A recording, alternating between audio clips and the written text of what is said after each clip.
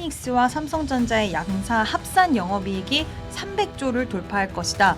어마무시한 영업이익률을 만들어내고 있는 거고 D램 낸드 가격 상승한다. 그 얘기는 계속 나오고 있고요. 반도체에는 또 한동안 HBM 쪽으로 계속 재료가 붙다가 범용 D램 쪽으로 재료가 계속 붙었습니다.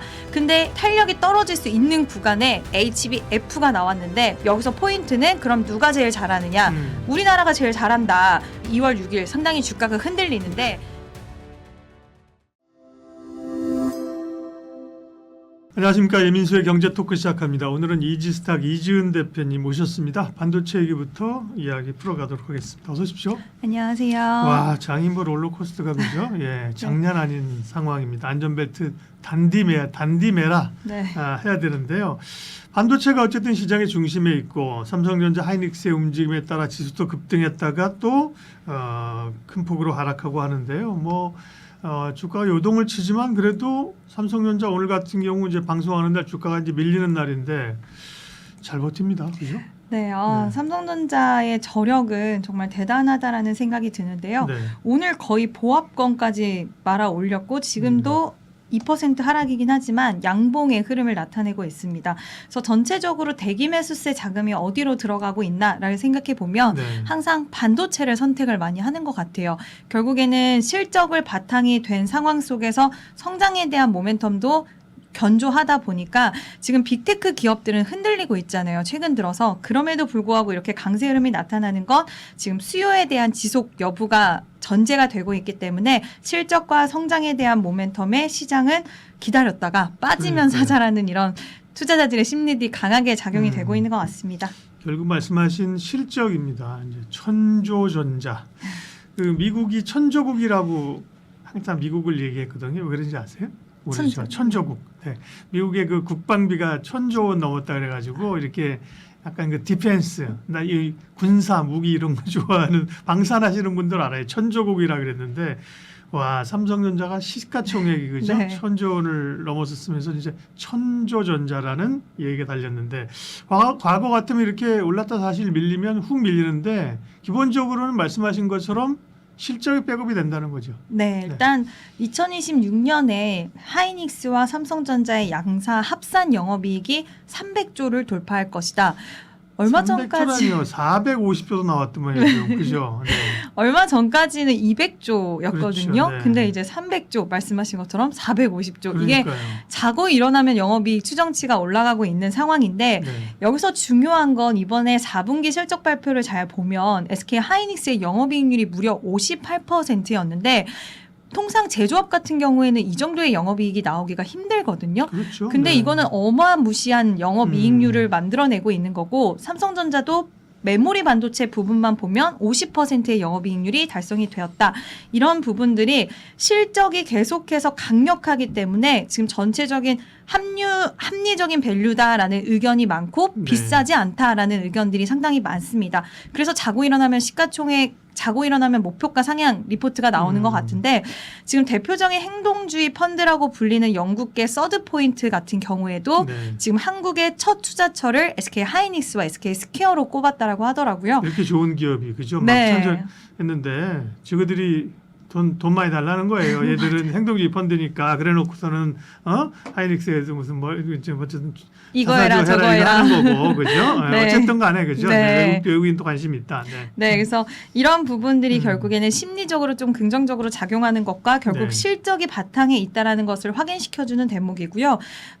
계속적으로 나옵니다. AI 확장 국면에서 고성능 서버 수요는 올라갈 수밖에 없고 그렇게 되면은 D램 낸드 가격 상승한다.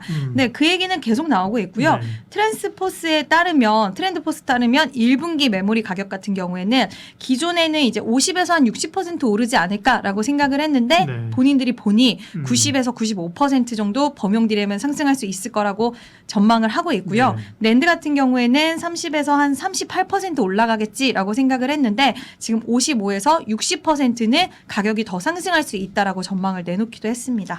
병목 현상이 있는 거고 거기에 어쨌든 AI 서버 투자든 이제 반도체가 부족하다. 네. 그러니까 미국 빅텍들은 투자는 많이 하는데 언제 돈 벌지 모르겠지만 반도체 업체들은 지금 돈 벌고 있다 그죠? 네. 어마무시하게. 가격 올리면서 벌고 있다는 거고요.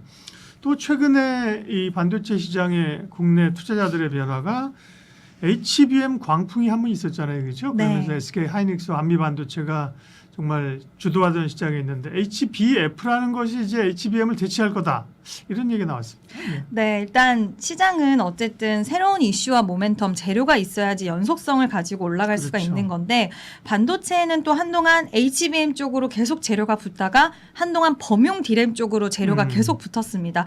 근데 약간의 그런 탄력이 떨어질 수 있는 구간에 낸드 플래시도 이제 공급이 타이트해진다라는 이야기 나오면서 네. 가격 상승에 대한 이야기가 나왔고 뒤따라서 HBM 후속으로 HBF가 나왔는데 이게 뭐냐? 우리가 HBM을 디램으로 적층을 쌓는 것을 이야기를 하는데 네. 이제는 낸드 플래시를 적층으로 쌓아서 현재 HBM이 갖고 있는 한계치, 그러니까 용량에 대한 부분들, 가격이 너무 비싸다라는 부분들 네. 이런 것들을 보완할 수가 있고 지금 디램 병목 현상을 해결하기 위해서는 결국 이 HBF가 대안책이 될 수 있다라는 게 반도체의 아버지 김정호 교수님을 통해서 이야기가 나왔습니다.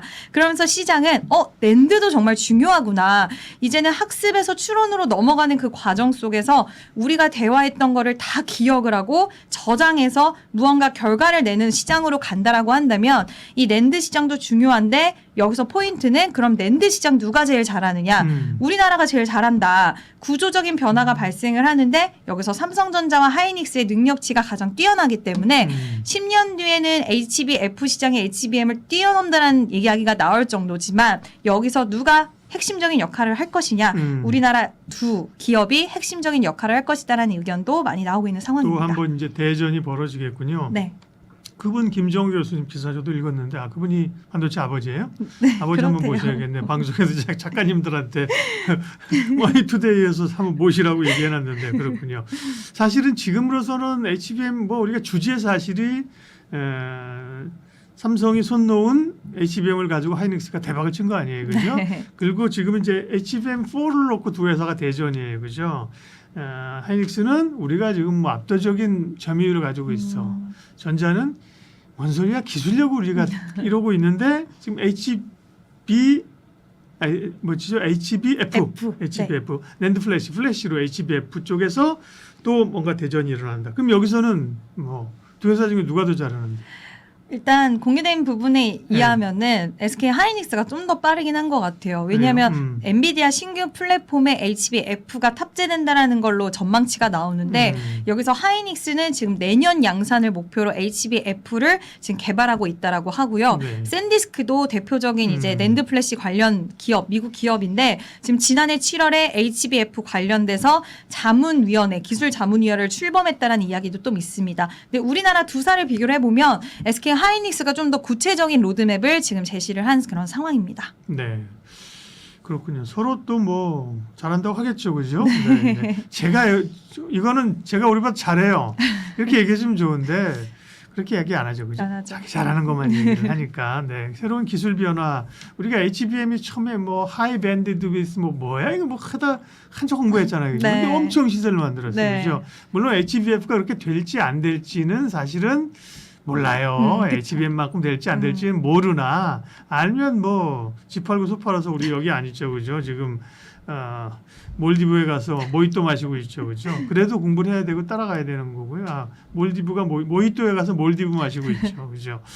자, 그러면 어쨌든 간에 주가 변동성이 지금 워낙 크게 나타나고 있어서 삼성전자 하이닉스도 하루에 뭐 4% 못 보듯이 오를 때 10% 오르고, 그죠? 네. 장중에 5%씩 떨어지는데 지금 시점에서도 그럼 반도체는 뭐 흔들림 없이 가지고 있으면 됩니까? 가지고 계신 분들은? 네, 저는 흔들리실 필요는 없다라고 생각을 하고 있어요. 그 이유는 뭐 여러 가지 앞서서 말씀드린 것처럼 가격에 대한 상승이라든지 그리고 지금 기업들이 좀 이번에 삼성전자 단독 보도긴 했지만 HBM4 관련돼서 증설한다라는 또 이야기도 나온 만큼 이제는 공급과 수요 불균형 여기서 나중에는 공급 가행으로 가는 시나리오가 언젠가는 나오겠지만 지금은 시장은 그 생산 시설 넓히는 것 자체를 오히려 실적에 대한 레벨업 한 단계 더 높일 수 있는 그 기회적인 요소로 보기 있기 때문에 관련돼서는 지금 보유하신 분들은 매도할 필요는 없다. 그리고 오늘 기준으로 해서 지금 오늘 2월 6일 상당히 주가가 흔들리는데 네.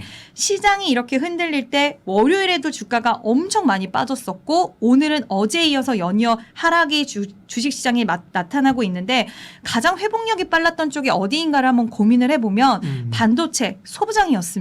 물론 오늘 하나솔루션이라든지 태양광 일부 종목들이 상승을 이어가고 있기는 하지만 우주항공, 태양광 이 두 섹터 같은 경우에는 지금 일론 머스크의 방향성에 편입을 해서 가는 쪽의 종목군이다 보니 공급망에 대해서 우리가 단순 기대감을 갖고 있는 쪽이라고 한다면 반도체 같은 경우에는 실적을 바탕으로 해서 AI 시장에서 핵심적인 역할을 하고 있기 때문에 시장이 흔들릴 때 항상 매수세가 잘 받쳐준다라고 생각이 들어서 이런 시장에서도 계속 제일 빨리 회복력을 보이는 섹터, 제일 강하다라고 볼 수 있기 때문에 반도체는 지금은 팔 이유가 없지 않을까라고 생각을 합니다.